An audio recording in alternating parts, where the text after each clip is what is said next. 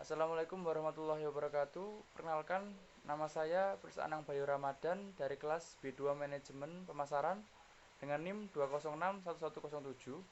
Di sini saya akan membahas tentang komplain handling and service recovery. Sebelumnya saya akan berkenalan dengan apa itu komplain handling dan service recovery. Handling komplain adalah teknik penanganan atau mengelola keluhan nasabah dengan cepat, tepat, dan memuaskan. Agar pelanggan merasa puas, sikap kita dalam melayani nasabah harus diatur sedemikian rupa. Yang kedua, service recovery adalah berbagai hal yang akan dilakukan oleh perusahaan setelah terjadinya suatu kegagalan pada jasa pelayanan atau service feature diterima dipersepsikan tidak sesuai dengan harapan pelanggan. Menurut Zeitam,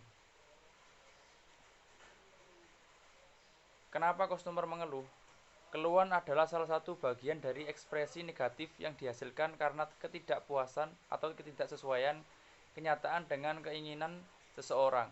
Dalam hal terjadinya ketidakpuasan, paling tidak terdapat 4 kemungkinan respon pelanggan. Yang pertama, tidak melakukan apa-apa.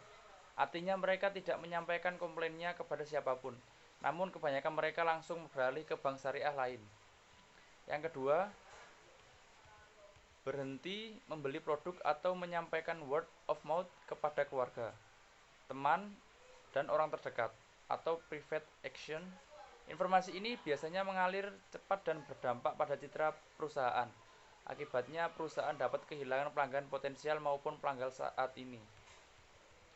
Yang ketiga, menyampaikan komplain secara langsung dan atau meminta kompensasi kepada perusahaan. Bila hal ini terjadi, sebetulnya perusahaan masih diuntungkan. Paling tidak perusahaan mendapatkan umpan balik. Bila komplain berhasil ditangani secara efektif dan memuaskan, konsumen yang semula tidak puas menjadi puas dan kembali membeli produk perusahaan. Ini sangat berbeda dengan konsumen yang langsung berhenti memakai produk dan beralih ke pesaing tanpa melakukan komplain, sehingga perusahaan tidak tahu penyebab kekecewaan pelanggan.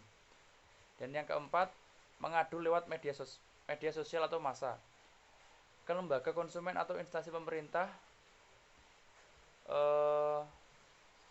dalam bentuk komplain yang paling ditakuti setiap perusahaan. Komunikasi pemasaran dan public relation memegang peran vital dalam mengantisipasi dan menangani kemungkinan bentuk komplain ini.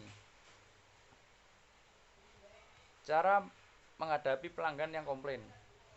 Yang pertama, mendengarkan dengan baik. Seseorang yang sedang merasa kecewa pasti ingin lawan bicaranya mendengarkan keluhannya. Apabila kamu menunjukkan sikap tidak peduli atau justru mendengarkan sambil berlalu, justru akan membuat emosi memuncak. Dan yang kedua, ada kalanya kalian akan menggali informasi secara mendetail. Beberapa keluhan yang dilontarkan bukan karena produk atau layanan perusahaan yang salah. Beberapa kasus menunjukkan bahwa komplain terjadi akibat kurangnya pengetahuan pelanggan. Hal ini mengakibatkan munculnya ekspektasi yang salah pada produk tersebut. Yang ketiga, meminta maaf.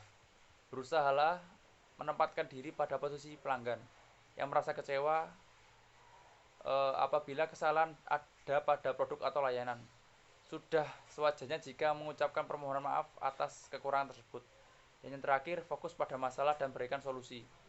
Hindari sikap hanya ingin membela diri. Sebaiknya segera petakan permasalahan yang pelanggan ajukan.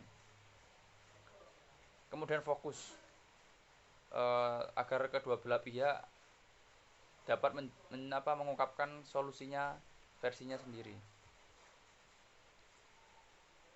3 dimensi keadilan yang dirasakan dalam pemulihan proses layanan. Yang pertama, keadilan distributif atau keadilan yang dirasakan dari adanya ganti rugi yang ditawarkan penyedia layanan. Yang kedua, keadilan prosedural, keadilan yang dirasakan dari kebijakan pertukaran.